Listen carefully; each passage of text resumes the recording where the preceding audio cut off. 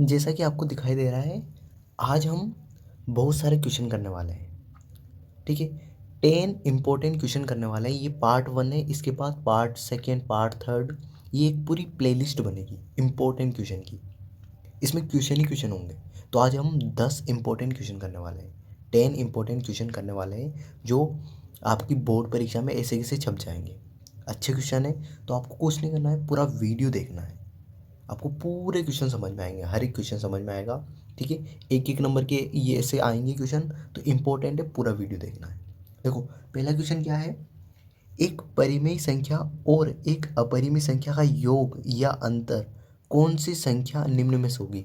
मतलब एक अपरिमेय संख्या, एक तो अपने पास परिमेय संख्या है और एक ही अपने पास अपरिमेय संख्या, उनको जोड़ेंगे। योग मतलब जोड़ना, और उनका अंतर, अंतर करना मतलब घटाना। तो एक परिमेय संख्या में एक अपरिमेय संख्या को जोड़ो या घटाओ, हमें क्या मिलेगा। तो हमेशा ध्यान रखना इसका आंसर। ठीक है, एक परिमेय संख्या है और एक अपरिमेय संख्या है, संख्या है ना। ये परिमेय संख्या, ये अपरिमेय संख्या। यहाँ प्लस करो तुम, या माइनस करो, या गुणा करो, या भाग करो, इन दोनों में कुछ भी करो, हमेशा अपरिमेय संख्या ही प्राप्त होती है। हमेशा अपरिमेय संख्या ही प्राप्त होती है, ध्यान रखना। परिमेय संख्या में अपरिमेय संख्या को जोड़ो, परिमेय संख्या में अपरिमेय संख्या को घटाओ, परिमेय संख्या में अपरिमेय संख्या को गुणा करो, या परिमेय संख्या में अपरिमेय संख्या का भाग दो, हमेशा अपरिमेय संख्या ही प्राप्त होती है। तो इसका राइट आंसर क्या हो जाएगा, ऑप्शन नंबर बी।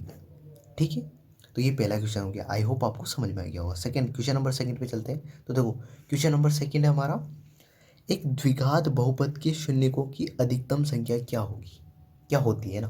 तो ऑप्शन नंबर ए अपना 1, ऑप्शन नंबर बी है 2, ऑप्शन नंबर सी है 3, ऑप्शन नंबर डी है 0। तो एक द्विघात बहुपद के शून्यकों की अधिकतम संख्या कितनी होती है। तो ध्यान दो, यहाँ क्या लिखा हुआ है। देखो, द्विघात बहुपद क्या लिखा हुआ है, द्विघात। कितनी घात है उसकी, द्वि मतलब दो, दो घात। तो दो घात है तो उसके शून्यकों की संख्या कितनी होगी, 2 होगी। शून्यकों की संख्या कितनी होगी, 2। तो द्विघात बहुपद है तो उसके शून्य की संख्या 2 होगी। तो इसका राइट आंसर हो जाएगा ऑप्शन नंबर बी हो जाएगा इसका। ठीक है, अब देखो अगला क्वेश्चन, क्वेश्चन नंबर थर्ड पे चलते हैं अपन। तो क्वेश्चन नंबर थर्ड है हमारा, प्राप्तांकों, प्राप्तांकों 7,3,5,12,10,9 की माध्यिका निम्नलिखित में से कौन है।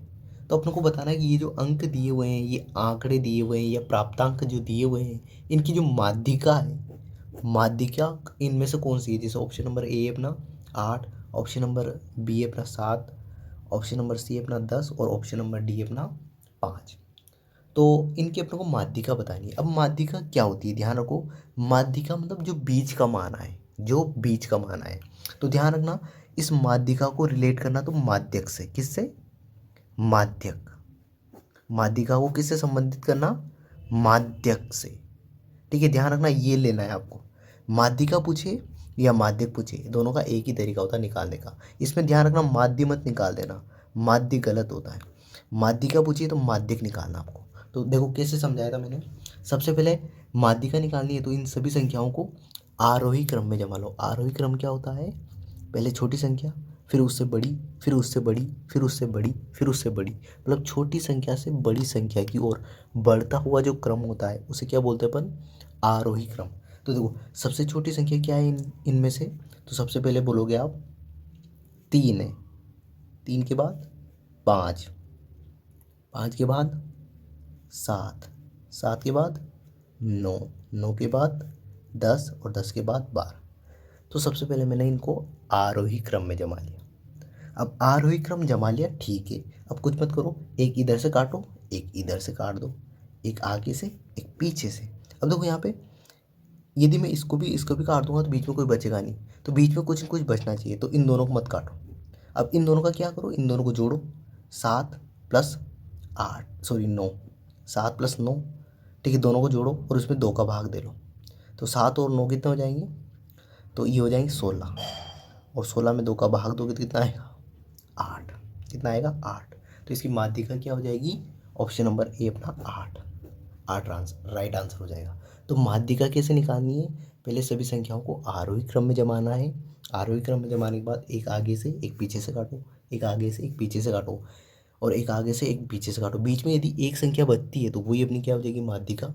और यदि बीच में दो संख्याएं बचती है तो दोनों को जोड़ो और 2 का भाग दे लो, जो आंसर आ जाएगा। वैसे भी 7 और 9 के बीच में क्या आता है, 8 ही आता है। ठीक है, यदि पता चल जाता है तो ठीक है, नहीं तो दोनों को जोड़ के 2 का भाग दे देना है। ठीक है, ये 9 है, ध्यान रखना 9 है। ये क्या है, ये 9। तो 9 7 16, 16 में 2 का भाग दिया 8। अगला क्वेश्चन इंपॉर्टेंट क्वेश्चन है, सारे के सारे एकदम बोर्ड परीक्षा में छपने वाले क्वेश्चन है। ठीक है ना, तो पूरा वीडियो देखना है अच्छे से। अब देखो क्वेश्चन नंबर 4 है अपना, दो संख्याओं का योग 35 दे रखा है, उनका अंतर कितना दे रखा है, 13 है, तो वो संख्याएं होगी। अब देखो दो संख्याओं का योग तो दे रखा है 35, और उनका अंतर, अंतर मतलब उन दोनों को घटाएंगे तो कितना मिलेगा, 13। तो देखो हर एक ऑप्शन को चेक कर लो, इसका योग करो। तो देखो ऑप्शन नंबर ए, बी, सी और ये डी है ना। तो सबसे पहले योग करो। तो देखो योग करो इन दोनों का, तो 24 में 11 जोड़ेंगे तो ये 35 आ रहा है। ठीक है, इसका योग करो, तो इसका योग करेंगे तो 7 और 8, 15 के 5, हासिल का 1, 1 2 3, 35 आ रहा। इसका भी योग करो, योग किया तो 28 और 5, 28 और 7 सॉरी, ये भी 35 आ रहा है। इसका योग करो, तो देखो 5 और 2 और 1 3, 35 आ रहा। ठीक है, सभी का योग कर लिया। अब अंतर करो। अब क्या करते हैं, अंतर, अंतर इसका अंतर करो। 24 में से 11 घटाओ, तो 24 में से 11 घटाएंगे तो बचेगा, 4 में से 1 घटाए तो 3, 2 में से 1 घटाए तो 1, 13 बच गया। ठीक है, अब इसका भी अंतर करो। अंतर, अंतर मतलब घटाना। देखो यहाँ घटाएंगे ना, 18 में 17 घटाएंगे तो कितना बचेगा, 1। इसका अंतर करो, अंतर, तो 28 में से 7 घटाएंगे तो कितना बचेगा, 21 बचेगा। इसका अंतर करो, तो 21 में से 14 घटाएंगे तो कितना बचेगा, 6 और 1 7। अब देखो योग तो सभी में 35 आ रहा है, आ रहा है, हाँ या ना, आ रहा है, पर उसका अंतर 13 होना चाहिए। तो किस ऑप्शन में 13, ऑप्शन नंबर ए में। इसमें 13 ही नहीं रहा, इसमें 13 नहीं आ रहा, इसमें भी 13 नहीं आ रहा है, तो बस कौन सा ऑप्शन हो जाएगा, सही हो जाएगा option number A. I hope आपको ये क्वेश्चन भी अच्छे से समझ में आया होगा। तो क्वेश्चन नंबर 5 पे चलते हैं। क्वेश्चन नंबर 5 है हमारा, देखो क्वेश्चन नंबर 5 क्या है, ए एन बराबर दे रखा है 9-5n, एक समांतर श्रेणी का nवा पद है, तो सारवंतर होगा। तो देखो अपनों को एक समांतर श्रेणी का nवा पद दे रखा है, तो सारवंतर ज्ञात करना है। अब देखो सारवंतर क्या होता है, समझो इसको। सारवंतर होता है जिसको डी से दर्शाते हैं अपन, डी बराबर होता है A2 - A1। ठीक है, A2 - A1 होता है। ठीक है, अब देखो A2 कैसे निकालेंगे, यहाँ रखो, ये an बराबर दे रखा आप लोगों को, an बराबर 9 - 5 n दे रखा आप लोगों को। अब देखो A2 निकालना है। ठीक है, तो ये a रहा, n की जगह रखूँगा 2, तो ये A2 बराबर 9 - 5 और n की जगह रखा मैंने 2। ठीक है, 2, n की जगह यहाँ 2 तो यहाँ पे भी 2, तो A2 बराबर 9 - 5 को 2 से गुणा किया तो 5 दूना 10। ठीक है, अब देखो A2 बराबर 9 में से 10 को घटाना है तो क्या बचेगा, देखो 9 के आगे प्लस का चिन्ह है, 10 के आगे किसका है, माइनस का। ठीक है, तो एक माइनस का चिन्ह एक प्लस का चिन्ह है, तो हमेशा संख्या घटती है, तो बचेगा क्या, 1 बचेगा। 10 में से 9 घटाए तो कितना बचा, 1। अब देखो 9 और 10 में बड़ा कौन सा है, तो आप बोलोगे 10, 10 के आगे किसका चिन्ह है, माइनस का, तो यहाँ चिन्ह किसका आ जाएगा, माइनस का। तो ये A2 का मान आ गया। अब ऐसे ही A1 का मान भी निकाल लेते हैं। ठीक है, तो यहाँ रखो an बराबर 9 - 5 n।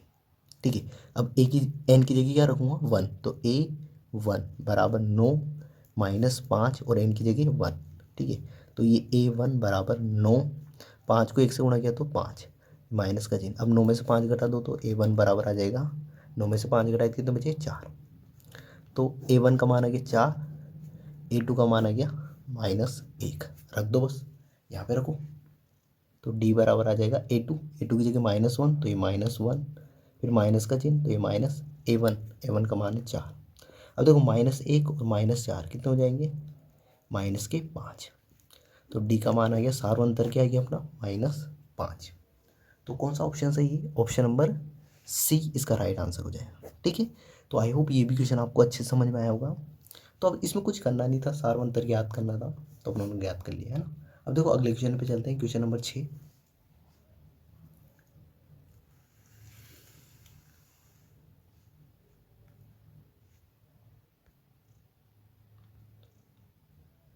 ठीक है, एक बार और एक इसको देख लेते हैं, आपको अच्छे से स्क्रीनशॉट ले लो एक बार।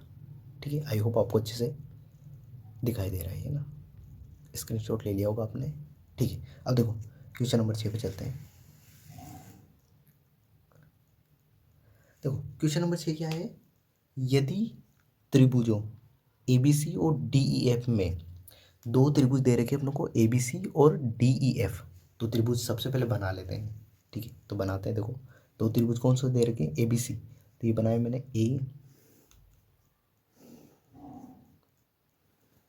ये ए जैसे बोला गया ना ए बी सी, तो ए बी और ये सी। अब देखो एक और त्रिभुज दे रखा है डी ई एफ, तो डी ई एफ भी बना लेता हूँ, एक त्रिभुज और बनाया मैंने।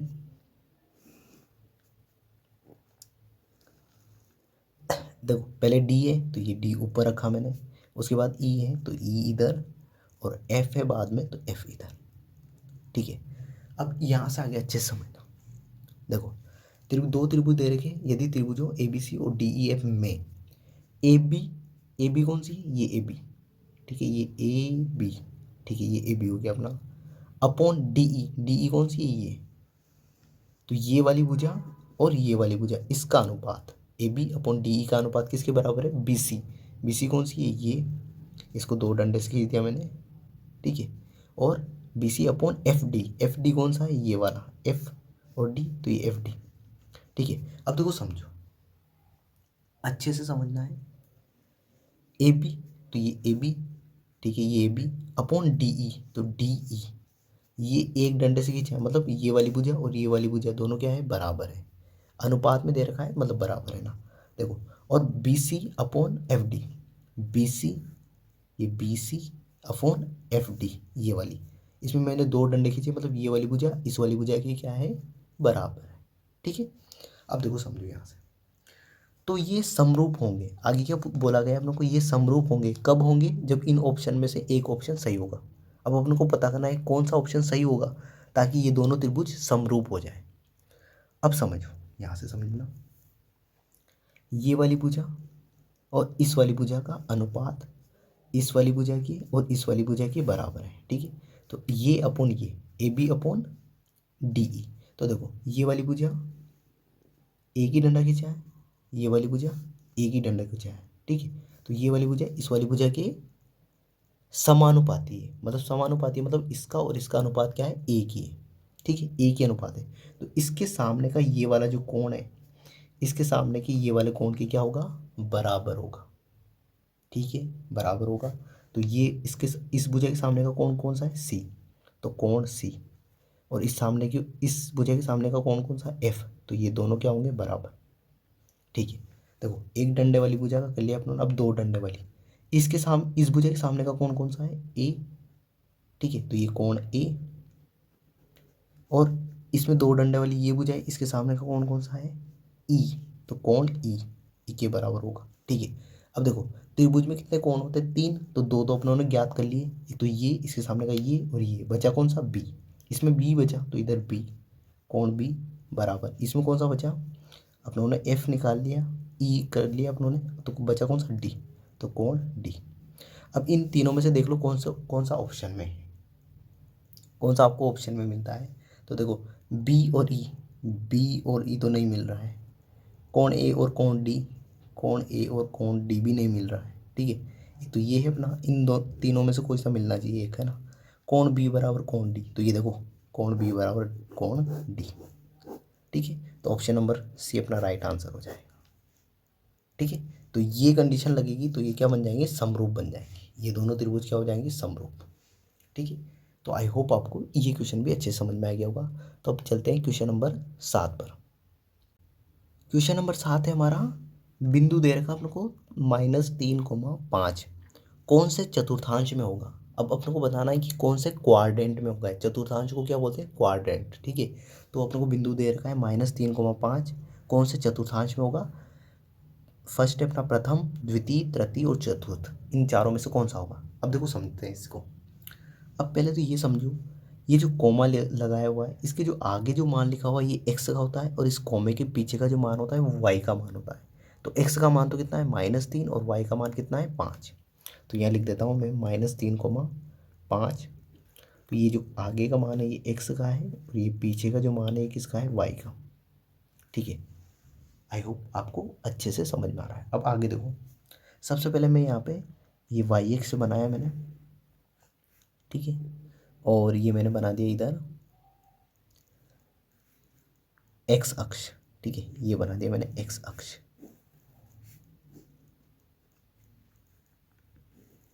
ठीक है, अब देखो इसमें मान रखता हूँ मैं। तो देखो ये 1 2 3 4 5 6। ठीक है, ये 1 ये 2 ये 3 ये 4 ये 5 और ये 6। ठीक है, इधर देखो, इधर यहाँ से इधर की तरफ चलेंगे तो एक्स का मान होगा, ये एक्स अक्ष होता है। कौन सा अक्ष होता है, एक्स अक्ष। ये ऊपर की ओर वाई अक्ष होता है ये। ठीक है, तो इधर यहाँ से ये मूल बिंदु होता है, इसके निर्देशांक होते हैं 0,0। ये 1 नंबर में से क्वेश्चन पूछा जा सकता है आपको कि मूल बिंदु के निर्देशांक क्या होते हैं, तो 0,0। मूल बिंदु से ऊपर की ओर वाई एक्स होता है, वो भी धनात्मक होता है। मूल बिंदु से इधर की तरफ एक्स अक्ष होता है, धनात्मक होता है। मूल बिंदु से इधर की तरफ चलेंगे तो एक्स अक्ष होगा, और वो किसका होगा, माइनस का। तो -1 -2 -3 -4 -5। और नीचे की तरफ जो अपना वाई एक्स होगा वो माइनस में, -1 -2। ठीक है, इतना ही लिख देता है। अब देखो ये बिंदु कहाँ मिलेगा अपनों को। देखो एक्स का मान कितना है, -3 है, तो ये एक्स वाली लाइन है। अब इसमें ढूंढो -3 कहाँ है।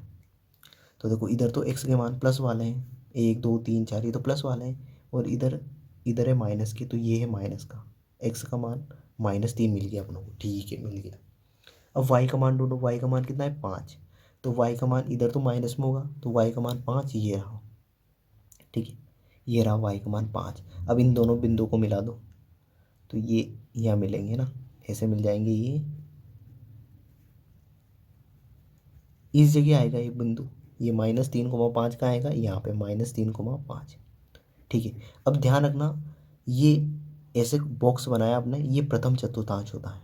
इसको बोलते हैं प्रथम चतुर्थांश। चतुर्थांश इसको बोलते हैं अपन द्वितीय चतुर्थांश, द्वितीय चतुर्थांश।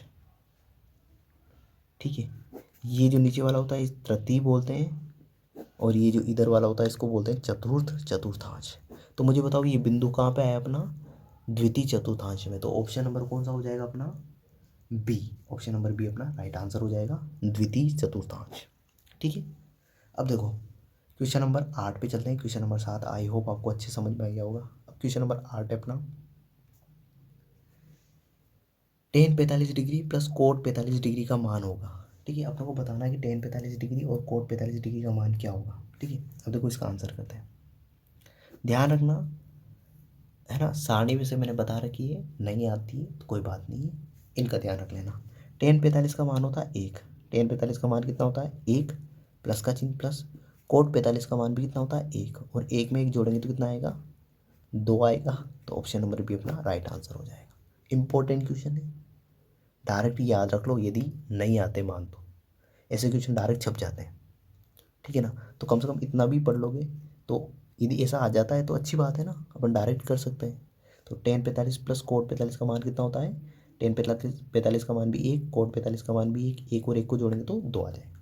ठीक है, तो ये क्वेश्चन नंबर 8 भी हमारा हो गया। क्वेश्चन नंबर 9 पे चलते हैं।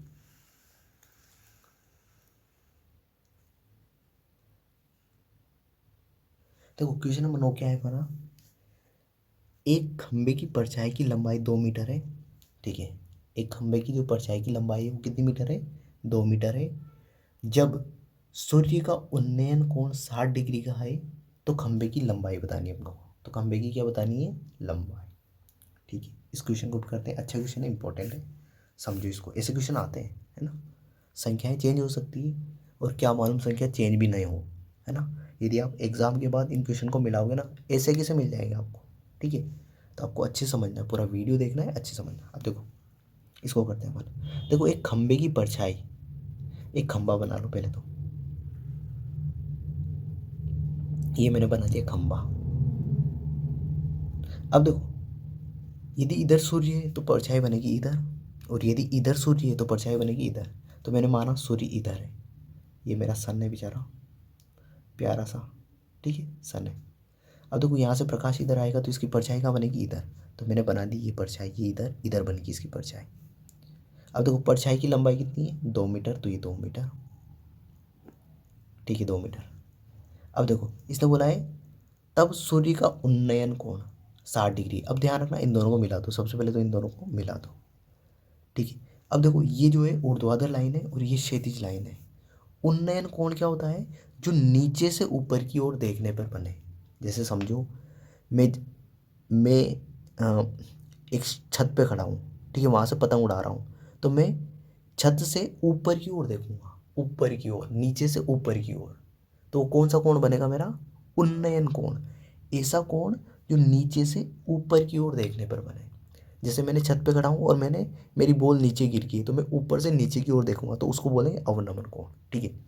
तो वापस समझो, यहाँ पे सूर्य का उन्नयन कोण कितना दे रखा है, 60 डिग्री दे रखा है, मतलब नीचे से ऊपर की ओर देखने पर बनने वाला कोण, ठीक है। तो नीचे से ऊपर, और ध्यान रखो इंपॉर्टेंट बात, इंपॉर्टेंट इंपॉर्टेंट इंपॉर्टेंट क्या है कि उन्नयन, उन्नयन व अवनमन कोण, अवनमन कोण हमेशा हमेशा क्षैतिज रेखा के साथ बनते हैं, क्षैतिज रेखा के साथ बनते हैं, हमेशा क्षैतिज रेखा के साथ बनते हैं।